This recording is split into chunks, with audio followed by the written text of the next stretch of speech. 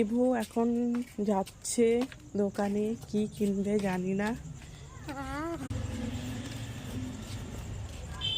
কি কিনবে? চকলেট? চলো দেখে দেখে যাবে। হ্যাঁ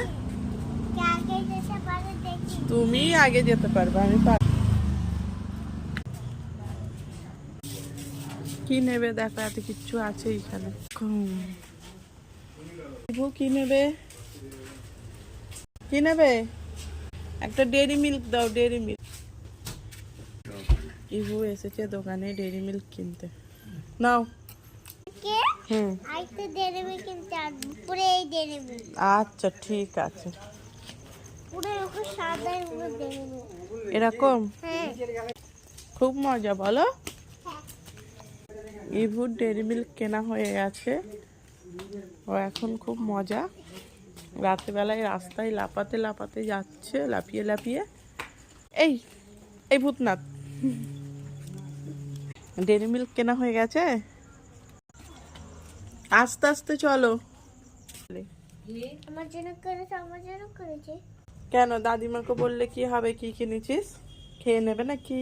হ্যাঁ হ্যাঁ, দাদিমা খাই নাই সব। ঈশা, কালকে স্কুল যাবি তো? না সকালে উঠে বলবি আবার যাব না, আমার ভালো লাগছে না? হুম, কালকে যাবে তো স্কুলে? ঠিক আছে, আবার এরকম কিনে দেব। ইভু এখন চকলেট কিনে ওর বোনের কাছে যাচ্ছে। ওর একটা কাকার মেয়ে আছে নিমিষা, নিমিষার কাছে যাচ্ছে।